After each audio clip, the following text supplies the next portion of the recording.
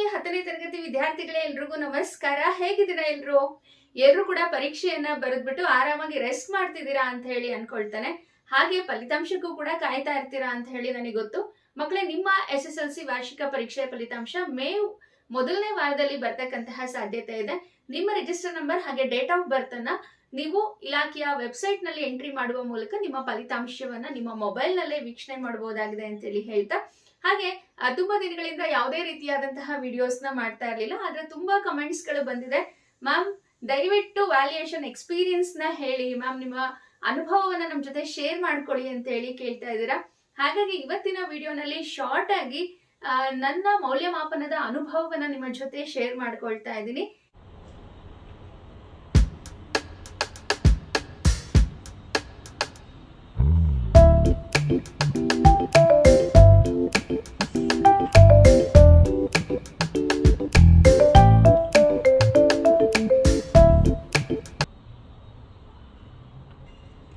ಈ ಅನುಭವವನ್ನ ನಿಮ್ಮ ಜೊತೆ ಶೇರ್ ಮಾಡ್ತಕ್ಕಂತಹ ಉದ್ದೇಶ ಇಷ್ಟೇ. ನೀವು ಪರೀಕ್ಷೆನಲ್ಲಿ ಮಾಡಿರ್ತಕ್ಕಂಥ ತಪ್ಪುಗಳು ನಿಮಗೆ ಗೊತ್ತಾಗ್ಲಿ, ಈ ತಪ್ಪುಗಳು ಮುಂದಿನ ಪರೀಕ್ಷೆಗಳಲ್ಲಿ ರಿಪೀಟ್ ಆಗದೆ ಇರ್ಲಿ ಅಂತಕ್ಕಂಥದ್ದು. ಹಾಗೆ ಈಗ 10ನೇ ತರಗತಿಗೆ ಬಂದಿರತಕ್ಕಂತಹ ವಿದ್ಯಾರ್ಥಿಗಳು, ನೀವು ಮುಂದೆ ಬರೀತಕ್ಕಂತಹ ಪರೀಕ್ಷೆನಲ್ಲಿ ಈ ತಪ್ಪುಗಳನ್ನ ಮಾಡಬೇಡಿ ಅಂತ ಹೇಳಿ ನನ್ನ ಅನುಭವವನ್ನ ಈ ದಿನದ ವಿಡಿಯೋನಲ್ಲಿ ನಾನು ನಿಮ್ಗೆ ಶೇರ್ ಮಾಡ್ತಾ ಇದ್ದೀನಿ. ಮೊದಲನೇದಾಗಿ ನಿಮ್ಗೆ ಗೊತ್ತಿರಬಹುದು, ನಿಮ್ಮ 10ನೇ ತರಗತಿಯ ಉತ್ತರ ಪತ್ರಿಕೆಗಳನ್ನ ನಿಮ್ಮ ಜಿಲ್ಲೆಯ ಶಿಕ್ಷಕರೇ ಮೌಲ್ಯಮಾಪನ ಮಾಡೋದಿಲ್ಲ, ಬೇರೆ ಜಿಲ್ಲೆಯ ಶಿಕ್ಷಕರು ಮೌಲ್ಯಮಾಪನ ಮಾಡ್ತಾರೆ ಅಂತಕ್ಕಂತಹ ವಿಷಯ ನಿಮ್ಗೆ ಗೊತ್ತಿದೆ ಅಂತ ಹೇಳಿ ಅನ್ಕೊಳ್ತಾನೆ. ನೀವು ಬರೆದಿರ್ತಕ್ಕಂತಹ ಲ್ಯಾಂಗ್ವೇಜ್ ವಿಷಯಗಳೇ ಒಂದು ಜಿಲ್ಲೆಗೆ ಹೋದ್ರೆ, ಕೋರ್ ಸಬ್ಜೆಕ್ಟ್ಗಳು ಮತ್ತೊಂದು ಜಿಲ್ಲೆಯ ಶಿಕ್ಷಕರು ಮೌಲ್ಯಮಾಪನವನ್ನ ಮಾಡ್ತಾರೆ. ಈಗಾಗಲೇ ಎಲ್ಲಾ ಜಿಲ್ಲೆಗಳಲ್ಲೂ ಕೂಡ ಮೌಲ್ಯಮಾಪನ ಕಾರ್ಯ ಮುಕ್ತಾಯಗೊಂಡಿದೆ. ಹಾಗಾಗಿ ಇನ್ನೇನು ಕೆಲವೇ ದಿನಗಳಲ್ಲಿ ನಿಮ್ಮ ಫಲಿತಾಂಶ ಬರುತ್ತೆ. ಈಗ ಮೌಲ್ಯಮಾಪನದ ಅನುಭವ ಯಾವ ರೀತಿ ಇತ್ತು ಅಂತ ಹೇಳಿ ನೋಡೋದಾದ್ರೆ, ಒಂದೊಂದು ಜಿಲ್ಲೆನಲ್ಲಿ ಒಂದೊಂದು ವಿಷಯಗಳು ಹಲವಾರು ದಿನ ಮೌಲ್ಯಮಾಪನ ನಡೆದಿದೆ. ಕೆಲವು ವಿಷಯಗಳು ಕೆಲವು ಜಿಲ್ಲೆನಲ್ಲಿ 5 ದಿನ, 6 ದಿನ, 3 ದಿನ ಹೀಗೆ ಮೌಲ್ಯಮಾಪನಗಳು ನಡೆದಿದೆ. ನಿಜಕ್ಕೂ ಮೌಲ್ಯಮಾಪನ ಶಿಕ್ಷಕರಿಗೆ ಒಂದು ಅದ್ಭುತವಾದಂತಹ ಅನುಭವವನ್ನ ತಂದು ಕೊಡುತ್ತೆ ಅಂತಾನೆ ಹೇಳ್ಬೋದು. ಇವಾಗ ನನ್ನ ಸ್ವಂತ ಎಕ್ಸ್ಪೀರಿಯನ್ಸ್ ಯಾವ ತರ ಇತ್ತು, ಹಾಗೇನೆ ನಾನು ಕರೆಕ್ಷನ್ ಮಾಡಿದಂತಹ ಪೇಪರ್ಸ್ಗಳಲ್ಲಿ ವಿದ್ಯಾರ್ಥಿಗಳು ಯಾವ ತಪ್ಪುಗಳನ್ನ ಮಾಡಿದ್ರು ಅನ್ನೋದನ್ನ ಹೇಳ್ತೀನಿ. ಹಾಗೆ ವಿದ್ಯಾರ್ಥಿಗಳು ಕೂಡ ಕಮೆಂಟ್ ಮಾಡಿದ್ರಿ, ಮ್ಯಾಮ್ ನಿಮ್ಗೆ ಯಾವ ಡಿಸ್ಟ್ರಿಕ್ಟ್ ಪೇಪರ್ಸ್ ಬಂದಿತ್ತು ಮ್ಯಾಮ್, ಚೆನ್ನಾಗಿ ಬರ್ದಿದ್ರಾ ಅಂತ ಹೇಳಿ ಕೇಳ್ತಾ ಇದ್ರಿ. ಆಮೇಲೆ ಮ್ಯಾಮ್ ಯಾರಿಗಾದ್ರೂ ಔಟ್ ಆಫ್ ಔಟ್ ಕೊಟ್ಟಿದ್ರಾ ಅಂತ ಕೂಡ ಕೇಳ್ತಾ ಇದ್ರಿ. ಸೊ ಅದೆಲ್ಲದಕ್ಕೂ ಕೂಡ ನಾನು ರಿಪ್ಲೈ ಮಾಡ್ತೀನಿ. ಮೊದಲನೇದಾಗಿ ಯಾವ ಜಿಲ್ಲೆಯ ಪೇಪರ್ ಬಂದಿತ್ತು ಅಂತ ಹೇಳಿ ಕೇಳ್ತಾ ಇದ್ರಿ. ಮಕ್ಕಳು, ಇದು ಕಾನ್ಫಿಡೆನ್ಶಿಯಲ್. ಈ ವಿಷಯವನ್ನ ನಾವು ಯಾರ ಜೊತೆ ಕೂಡ ಶೇರ್ ಮಾಡೋ ಹಾಗಿಲ್ಲ. ನಾನು ಹೇಳಿದ್ನಲ್ವಾ, ಇಂಟರ್ಚೇಂಜ್ ಆಗಿರುತ್ತೆ ಪ್ರತಿಯೊಂದು ಡಿಸ್ಟಿಕ್ ಅಲ್ಲೂ ನಿಮ್ಮ ಪೇಪರ್ಸ್ ಅಂತ ಹೇಳಿ. ಹಾಗಾಗಿ ನಮಗೂ ಕೂಡ ಒಂದು ಜಿಲ್ಲೆಯ ಪತ್ರಿಕೆಗಳು ಬಂದಿತ್ತು. ಆ ಜಿಲ್ಲೆಯ ವಿದ್ಯಾರ್ಥಿಗಳು ಉತ್ತಮವಾಗಿ ಪರೀಕ್ಷೆಯನ್ನ ಬರೆದಿದ್ರು. ಇನ್ನು ನಾನು ಮೌಲ್ಯಮಾಪನ ಮಾಡಿದಂತಹ ಪತ್ರಿಕೆಗಳು ಹೇಗಿತ್ತು, ಸಾಮಾನ್ಯವಾಗಿ ವಿದ್ಯಾರ್ಥಿಗಳು ಯಾವೆಲ್ಲ ತಪ್ಪುಗಳನ್ನ ಮಾಡಿದ್ರು ಅನ್ನೋದನ್ನ ಹೇಳ್ತೀನಿ. ಮೊದಲನೇದಾಗಿ 4 ರಿಂದ 5 ದಿನಗಳು ನಮ್ಮ ಜಿಲ್ಲೆನಲ್ಲಿ ಕನ್ನಡ ವಿಷಯದ ಮೌಲ್ಯಮಾಪನ ಇತ್ತು. ಈ ಬಾರಿ ಏನು ಒಂದು ಚಾಲೆಂಜಿಂಗ್ ಟಾಸ್ಕ್ ಅಂತ ಹೇಳಿದ್ರೆ, ನೀವೆಲ್ಲರೂ ಕೂಡ ಪ್ರಶ್ನೆ ಪತ್ರಿಕೆಯನ್ನ ನೋಡಿದ್ರಿ. ಪ್ರಶ್ನೆ ಪತ್ರಿಕೆ ತುಂಬಾನೇ ಸುಲಭವಾಗಿತ್ತು. ಆದ್ರೆ ಆ ಪ್ರಶ್ನೆ ಪತ್ರಿಕೆಯಲ್ಲಿ ಒಂದು ಹಳೆಗನ್ನಡ ಪದ್ಯವನ್ನ ಕೊಟ್ಟಿದ್ರು. ನಾನು ಮೌಲ್ಯಮಾಪನ ಮಾಡಿದಂತಹ ಸುಮಾರು ಪೇಪರ್ಗಳಲ್ಲಿ 90% ವಿದ್ಯಾರ್ಥಿಗಳು ಆ ಪದ್ಯವನ್ನ ಬರ್ದಿರ್ಲಿಲ್ಲ. ಅಂದ್ರೆ ಆ ಹಳೆಗನ್ನಡ ಪದ್ಯವನ್ನ ಯಾರೂ ಕಲ್ತಿರ್ಲಿಲ್ಲ. ಎಲ್ಲೋ ಒಬ್ಬೊಬ್ರು ಸ್ಟೂಡೆಂಟ್ಸ್ ಯಾರು ಔಟ್ ಆಫ್ ಔಟ್ ಅಂಕಗಳನ್ನ ತಗೋತಾರೋ, ಯಾರು ಎಬೋವ್ 95 ಸ್ಕೋರ್ ಮಾಡಿದಾರೋ ಅವರು ಮಾತ್ರ ಆ ಪದ್ಯವನ್ನ ಬರ್ದಿದ್ದಾರೆ. ಮಿಕ್ಕಿರೋ ಮಕ್ಕಳು ಆ ಪೊಯಮ್ನೇ ಬರ್ದಿಲ್ಲ. ಹಾಗಂತ ಪದ್ಯ ಬರ್ದಿಲ್ಲ ಅಂತ ಯಾರು ಬಿಟ್ಟೇ ಇದ್ದೀರಾ ಅಂತ ಅಲ್ಲ. ಕೆಲವರು ಅಟ್ಲೀಸ್ಟ್ 1 ಲೈನ್ 2 ಲೈನ್ ಬರೆಯೋದಕ್ಕೆ ಟ್ರೈ ಮಾಡಿದೀರಾ. ಇನ್ನ ಕೆಲವು ವಿದ್ಯಾರ್ಥಿಗಳು ಏನ್ ಮಾಡಿದೀರಾ, ಆ ಪದ್ಯ ನಿಮಗೆ ಬರೋದೇ ಇಲ್ಲ ಅಂತ ಹೇಳ್ಬಿಟ್ಟು ನಿಮಗೆ ಯಾವ ಪದ್ಯ ಬರುತ್ತೋ ಅದನ್ನ ಬರ್ದಿಟ್ಟಿದ್ದೀರಾ. ಖಂಡಿತ ಹಾಗೆ ಬರ್ದ್ರೆ ಅಂಕಗಳಂತೂ ಸಿಗೋದಿಲ್ಲ. ಸೊ ನೀವು ಯಾರ್ಯಾರು ಹಾಗೆ ಬರ್ದಿದಿರೋ ನಿಮಗೆ ಅಂಕಗಳನ್ನ ಮೌಲ್ಯಮಾಪಕರು ನೀಡಿಲ್ಲ. ಇನ್ನು ನಂತರ ಹೇಳೋದಾದ್ರೆ, MCQ ಸ್ಟಾರ್ಟಿಂಗ್ ಅಲ್ಲಿ ಏನು 10 ಪ್ರಶ್ನೆಗಳಿತ್ತಲ್ವಾ, ಆ 10 ಪ್ರಶ್ನೆಗಳು ತುಂಬಾನೇ ಸುಲಭವಾದಂತಹ ಪ್ರಶ್ನೆಗಳು. ಈಗಾಗಲೇ ಹಿಂದಿನ ಪ್ರಶ್ನೆ ಪತ್ರಿಕೆಗಳಲ್ಲಿ ಆ ಪ್ರಶ್ನೆಗಳು ಬಂದಿತ್ತು. ಹಾಗೆ ನಾನು ಸುಮಾರು ಕ್ವಶನ್ ಪೇಪರ್ ಸಾಲ್ವ್ ಮಾಡಿದೀನಲ್ವಾ, ಅದರಲ್ಲಿ ಆ ಎಲ್ಲಾ MCQs ಕ್ವಶನ್ಸ್ ಗಳು ಕೂಡ ಬಂದಿತ್ತು. ಆದ್ರೆ MCQs ನಲ್ಲೇ ಸುಮಾರು ವಿದ್ಯಾರ್ಥಿಗಳು ತಪ್ಪು ಮಾಡಿದೀರಾ, ಅಲ್ಲಿ ಸಾಕಷ್ಟು ಅಂಕಗಳನ್ನ ಕಳೆದುಕೊಂಡಿದ್ದೀರಾ. ಹಾಗೇನೆ ಇನ್ನ ಥರ್ಡ್ ನಾನು ಗಮನಿಸಿದಂತಹ ಅಂಶ ಏನು ಅಂತ ಹೇಳಿದ್ರೆ, ತುಂಬಾ ವಿದ್ಯಾರ್ಥಿಗಳು ಏನ್ ಮಾಡಿದೀರಾ ಅಂತ ಹೇಳಿದ್ರೆ, ಸ್ಪೆಲ್ಲಿಂಗ್ ಮಿಸ್ಟೇಕ್ಸ್ ನ ಮಾಡಿದೀರಾ, ತಪ್ಪಾಗಿ ಬರ್ದಿದ್ದೀರಾ. ತಪ್ಪಾಗಿ ಬರೆದಾಗ ಏನಾಗುತ್ತೆ, ಒಂದು ಉತ್ತರಕ್ಕೆ ನಾವು ಉತ್ತರ ಕರೆಕ್ಟ್ ಆಗಿದ್ರು ಕೂಡ ಪೂರ್ಣಾಂಕಗಳನ್ನ ಕೊಡೋದಕ್ಕಾಗಲ್ಲ. ಯಾಕೆ ಅಂದ್ರೆ ಸಿಕ್ಕಾಪಟ್ಟೆ ಸ್ಪೆಲ್ಲಿಂಗ್ ಮಿಸ್ಟೇಕ್ಸ್ ಇರುತ್ತೆ ಅಲ್ವಾ. ಹಾಗಾಗಿ ಅರ್ಧ ಮಾರ್ಕ್ಸ್ ಅನ್ನು ಕೂಡ ನಾವು ಕಳಿಯಕ್ಕಾಗಲ್ಲ. ಅಂತಹ ಸಂದರ್ಭದಲ್ಲಿ ಈಸಿಯಾಗಿ ನೀವು 1 ಅಂಕಗಳನ್ನ ಕಳ್ಕೊಂಡಿರ್ತಕ್ಕಂತಹ ಸಾಧ್ಯತೆಗಳು ಇರುತ್ತೆ. ಇನ್ನ ನಂತರ ಏನು ಅಂತ ಹೇಳಿದ್ರೆ, ಪ್ರಶ್ನೆ ಸಂಖ್ಯೆಯನ್ನ ಸುಮಾರು ವಿದ್ಯಾರ್ಥಿಗಳು ತಪ್ಪ ಹಾಕಿದ್ದೀರಾ. ನಾವ್ ಈಗಾಗಲೇ ಸುಮಾರು ಸರಿ ಟೀಚರ್ಸ್ ಎಲ್ಲ ನಿಮ್ಗೆ ಕ್ಲಾಸ್ ರೂಮ್ ಅಲ್ಲಿ ಹೇಳಿರ್ತಾರೆ, ಪ್ರಶ್ನೆ ಪತ್ರಿಕೆನಲ್ಲಿ ಯಾವ ಸಂಖ್ಯೆ ಇರುತ್ತೋ ಅದನ್ನೇ ಹಾಕ್ಬೇಕು ಅಂತ ಹೇಳಿರ್ತಾರೆ. ಆದ್ರೆ ನೀವ್ ಯಾವ ಆರ್ಡರ್ ಅಲ್ಲಿ ಬರ್ಕೊಂಡು ಹೋಗಿರ್ತೀರಲ್ವಾ, ಆ ಪ್ರಶ್ನೆ ಸಂಖ್ಯೆಯನ್ನ ಹಾಕಿ ಬರ್ದಿದ್ದೀರಾ. ನಿಜವಾಗ್ಲೂ ಇವ್ಯಾಲ್ಯೂಯೇಟರ್ಗಂತೂ ತುಂಬಾನೇ ಕನ್ಫ್ಯೂಸ್ ಮಾಡ್ಬಿಟ್ಟಿದ್ದೀರಾ. ನಾವೇ ನೀವು ಯಾವ ಉತ್ತರ ಬರ್ದಿದ್ದೀರಾ ಅಂತ ಹೇಳಿ ಹುಡುಕೊಂಡು ಕರೆಕ್ಷನ್ ಮಾಡ್ತಕ್ಕಂತಹ ಪರಿಸ್ಥಿತಿ ಬಂದಿತ್ತು. ಆಮೇಲೆ ಸಂದರ್ಭದ ಪ್ರಶ್ನೆಗಳಿಗೂ ಅಷ್ಟೇನೆ, ನಿಮಗೆ ಉತ್ತರ ಗೊತ್ತಿಲ್ಲ ಅಂತ ಅಂದಾಗ ಯಾವುದೋ ಒಂದು ಉತ್ತರವನ್ನ ಬರೆದ್ಬಿಟ್ಟು ಮೌಲ್ಯಮಾಪಕರನ್ನ ಯಾಮಾರಿಸ್ತಕ್ಕಂತಹ ಪ್ರಯತ್ನವನ್ನ ಮಾಡಿದೀರಾ. ಇದು ಕೂಡ ತಪ್ಪು.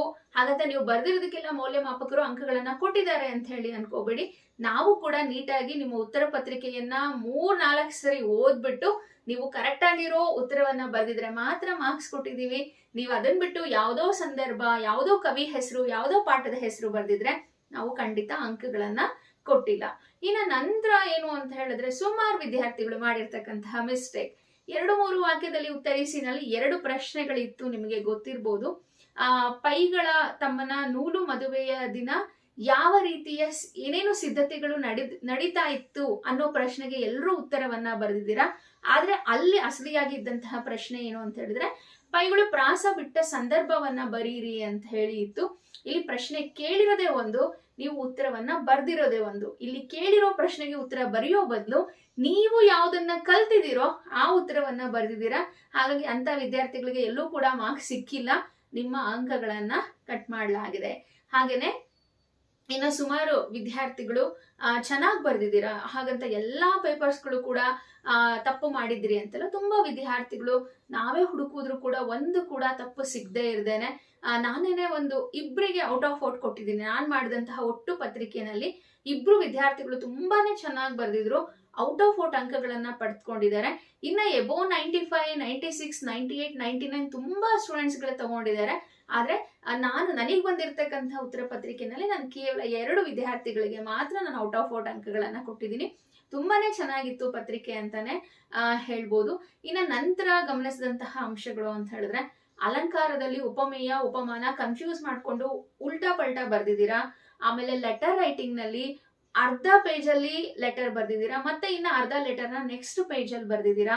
ಈ ರೀತಿ ಬರಿಬಾರ್ದಿತ್ತು. ಒಂದೇ ಪೇಜ್ ಅಲ್ಲಿ ಲೆಟರ್ ರೈಟಿಂಗ್ ನ ನೀವು ಬರೆದು ಮುಗಿಸ್ಬೇಕಿತ್ತು. ಹಾಗೆ ಸಾರಾಂಶವನ್ನ ಬರೀತಕ್ಕಂತ ಸಂದರ್ಭದಲ್ಲಿ ಯಾರು ಕೂಡ ಮೌಲ್ಯವನ್ನ ಬರ್ದಿಲ್ಲ.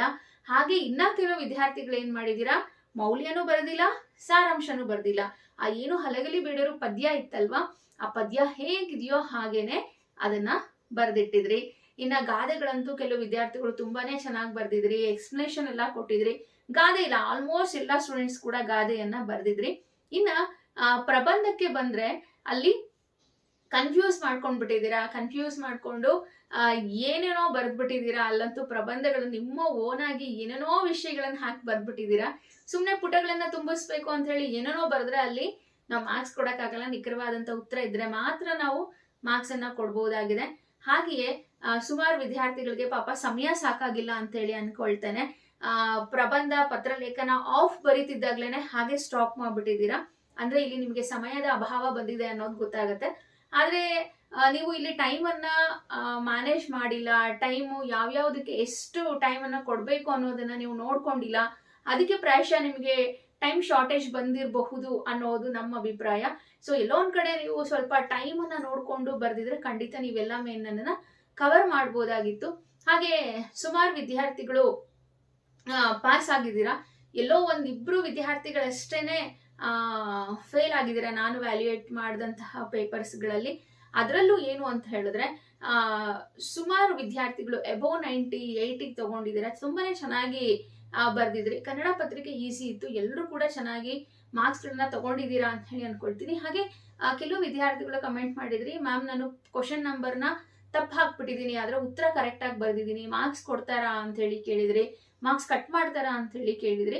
ಉತ್ತರ ಕರೆಕ್ಟ್ ಆಗಿದ್ದ ತಕ್ಷಣ ಕ್ವಶನ್ ನಂಬರ್ ತಪ್ಪಾಗಿತ್ತು ಅಂದ್ರೆ ಯಾರು ಕೂಡ ಆ ಮಾರ್ಕ್ಸ್ ಅನ್ನ ಕಳೆಯೋದಿಲ್ಲ. ಉತ್ತರ ಪತ್ರಿಕೆಯನ್ನ ಮೌಲ್ಯಮಾಪನ ಮಾಡ್ತಕ್ಕಂತಹ ಶಿಕ್ಷಕರಿಗೆ ಸ್ವಲ್ಪ ಒಳ್ಳೆ ಮನ್ಸಿತ್ತು, ಅಥವಾ ಅವರಿಗೂ ನಿಮ್ಮ ಕಷ್ಟ ಅರ್ಥ ಆಗಿತ್ತು, ಎಲ್ಲೋ ಹರಿಬರಿನಲ್ಲಿ ಕ್ವಶನ್ ನಂಬರ್ ತಪ್ಪು ಹಾಕಿದ್ದಾರೆ ಅನ್ನೋ ಒಂದು ಕನ್ಸರ್ನ್ ಇತ್ತು ಅಂದ್ರೆ ಖಂಡಿತ ಅವರು ಅಂಕಗಳನ್ನ ಕೊಟ್ಟೇ ಇರ್ತಾರೆ. ಏನು ಯೋಚನೆ ಮಾಡಕ್ ಹೋಗ್ಬೇಡಿ ಅಂತೇಳಿ ಹೇಳ್ತಾ, ಎಲ್ಲ ಪರೀಕ್ಷೆ ಆಗೋಗಿದೆ. ಇದಿಷ್ಟು ನನ್ನ ಮೌಲ್ಯಮಾಪನ ಅನುಭವ. ಅದನ್ ಬಿಟ್ರಂತೂ ತುಂಬಾ ಚೆನ್ನಾಗಿರುತ್ತೆ. ಆಮೇಲೆ ಕೆಲವು ವಿದ್ಯಾರ್ಥಿಗಳು ಯಾವಾಗ್ಲೂ ಒಂದು ಕಂಪ್ಲೇಂಟ್ ಮಾಡ್ತಿರ್ತೀರಾ, ವ್ಯಾಲ್ಯೂಯೇಷನ್ ನೀಟಾಗಿ ಮಾಡಿಲ್ಲ, ಅದಕ್ಕೇನೆ ಮಾರ್ಕ್ಸ್ ಕಮ್ಮಿ ಬಂದಿದೆ, ಹಾಗೆ ಹೀಗೆ ಅಂತೇಳಿ. ಯಾಕಂದ್ರೆ ಇತ್ತೀಚೆಗೆ PUC ಎಕ್ಸಾಮ್ಸ್ ಕೂಡ ಆಯ್ತು. PUC ಎಕ್ಸಾಮ್ ಆದ್ಮೇಲೆ ರಿಸಲ್ಟ್ ಬಂದ್ಮೇಲೆ ಸುಮಾರು ವಿದ್ಯಾರ್ಥಿಗಳು ರಿವ್ಯಾಲ್ಯೂಯೇಷನ್ಗೂ ಕೂಡ ಅಪ್ಲೈ ಮಾಡ್ಬೇಕು ಅಂತೇಳಿ ಆನ್ಸರ್ ಶೀಟ್ಸ್ ನ ತರಿಸ್ಕೊಂಡಿದ್ರು. ಆ ವಿದ್ಯಾರ್ಥಿಗಳು ನನಗೆ ಹೇಳಿದ್ದೇನು ಅಂದ್ರೆ, ಮ್ಯಾಮ್ ವ್ಯಾಲ್ಯೂಯೇಷನ್ ನೀಟಾಗಿ ಮಾಡಿಲ್ಲ ಮ್ಯಾಮ್, ಇಲ್ಲ ಅಂದ್ರೆ ಇನ್ನೂ ಜಾಸ್ತಿ ಮಾರ್ಕ್ಸ್ ಬರ್ತಿತ್ತು ಅಂತೇಳಿ. 100ಕ್ಕೆ 90 ಭಾಗ ಎಲ್ಲರೂ ಕೂಡ ಮೌಲ್ಯಮಾಪನವನ್ನ ನೀಟಾಗೆ ಮಾಡ್ತಾರೆ. ಎಲ್ಲೋ ಒಂದು 10% ನಲ್ಲಿ ಏನಾದ್ರೂ ಹೆಚ್ಚು ಕಮ್ಮಿ ಆಗಿರ್ಬೋದು, ಬಿಟ್ರೆ 90ರಷ್ಟು ಶಿಕ್ಷಕರು ಎಲ್ಲರೂ ಕೂಡ ಮೌಲ್ಯಮಾಪನವನ್ನ ನೀಟಾಗೇನೆ ಮಾಡಿರ್ತಾರೆ. ಹಾಗೇನೆ ನೀವು ಕೂಡ ರಿಸಲ್ಟ್ ಬಂದ್ಮೇಲೆ ನಿಮ್ಗೆ ಮತ್ತೆ ಮೌಲ್ಯಮಾಪನ ಮಾಡಿಸ್ಬೇಕು ಅಂತ ಹೇಳಿ ಅನ್ಸಿದ್ರೆ, ಅಂಕಗಳು ಬರಬೇಕು ಅಂತ ಅನ್ಸಿದ್ರೆ ನೀವು ಕೂಡ ಖಂಡಿತ ಫೋಟೋ ಕಾಪಿಗೆ ಅಪ್ಲೈ ಮಾಡ್ಬೋದು. ಮರು ಮೌಲ್ಯಮಾಪನಕ್ಕೆ ನೀವು ಅಪ್ಲೈ ಮಾಡ್ಬೋದು ಅಂತ ಹೇಳಿ ಹೇಳ್ತಾ ಇದ್ದೀನಿ. ಸೊ ಇದಿಷ್ಟು ನನ್ನ ಮೌಲ್ಯಮಾಪನದ ಅನುಭವ. ಆಮೇಲೆ ನಾನು ಹೇಳಿದ್ನಲ್ವಾ, ವ್ಯಾಲ್ಯೂಯೇಷನ್ ನೀಟಾಗಿ ಮಾಡಿರಲ್ಲ, ಕೌಂಟ್ ಸರಿ ಇರಲ್ಲ, ಹಾಗೆ ಹೀಗೆ ಅಂತೆಲ್ಲ ಮಾತಾಡ್ತಿರ್ತೀರಾ. ಆದ್ರೆ ಆ ರೀತಿ ಎಲ್ಲ ಏನೂ ಆಗಿರಲ್ಲ. ಯಾಕಂದ್ರೆ ಒಂದು ಸಾರಿ ಒಬ್ಬ ಮೌಲ್ಯಮಾಪಕರು ಒಂದು ಉತ್ತರ ಪತ್ರಿಕೆಯನ್ನ ಮೌಲ್ಯಮಾಪನ ಮಾಡಿದ್ಮೇಲೆ ಅದನ್ನ 2 ವ್ಯಕ್ತಿಗಳು ಇರ್ತಾರೆ, ಅವರು ಚೆಕ್ ಮಾಡ್ತಾರೆ. ಸೊ 3 ವ್ಯಕ್ತಿಗಳು ಒಂದು ಉತ್ತರ ಪತ್ರಿಕೆಯನ್ನ ಚೆಕ್ ಮಾಡೋದ್ರಿಂದ ಅಲ್ಲಿ ಯಾವುದೇ ರೀತಿಯಾದಂತಹ ತಪ್ಪುಗಳು ಆಗ್ತಕ್ಕಂತಹ ಸಾಧ್ಯತೆ ಕಡಿಮೆ ಇರುತ್ತೆ. ಹಾಗಾಗಿ ಇದ್ರ ಬಗ್ಗೆ ಏನು ಯೋಚನೆ ಮಾಡಬೇಡಿ. ಖಂಡಿತ ನೀವು ಎಷ್ಟು ಚೆನ್ನಾಗಿ ಬರೆದಿರ್ತೀರೋ ಅಷ್ಟು ಚೆನ್ನಾಗಿರ್ತಕ್ಕಂಥ ಅಂಕಗಳು, ಅಷ್ಟು ಒಳ್ಳೆ ಮಾರ್ಕ್ಸ್ಗಳು ನಿಮಗೆ ಸಿಕ್ಕೇ ಸಿಗುತ್ತೆ ಅಂತೇಳಿ ಹೇಳ್ತಾ, ಸೊ ಇದಿಷ್ಟು ಮೌಲ್ಯಮಾಪನದ ಒಂದು ಶಾರ್ಟ್ ಎಕ್ಸ್ಪೀರಿಯನ್ಸ್ ನಂದು ಅಂತೇಳಿ ಹೇಳ್ತಾ, ಸೊ ಇನ್ನೇನು ರಿಸಲ್ಟ್ ಬರ್ತಾ ಇದೆ, ಇದನ್ನೆಲ್ಲ ಪಕ್ಕಕ್ಕಿಡಿ. ಈಗಾಗಲೇ ಆಲ್ರೆಡಿ ತಪ್ಪು ಮಾಡಿರೋದ್ರೆ ಅದನ್ನೇನು ಸರಿ ಮಾಡೋಕ್ಕಾಗಲ್ಲ. ನೆಕ್ಸ್ಟ್ ಎಕ್ಸಾಮಲ್ಲಿ ಆ ತಪ್ಪುಗಳನ್ನ ಮಾಡಬೇಡಿ ಅಂತೇಳಿ ಹೇಳ್ತಾ, ಸೊ ನಿಮ್ಮ ರಿಸಲ್ಟ್ ಇನ್ನೇನು ಕೆಲವೇ ದಿನದಲ್ಲಿ ಬರ್ತಾ ಇದೆ. ನಿಮ್ಮ ರಿಸಲ್ಟ್ಗಾಗಿ ಆಲ್ ದ ಬೆಸ್ಟ್.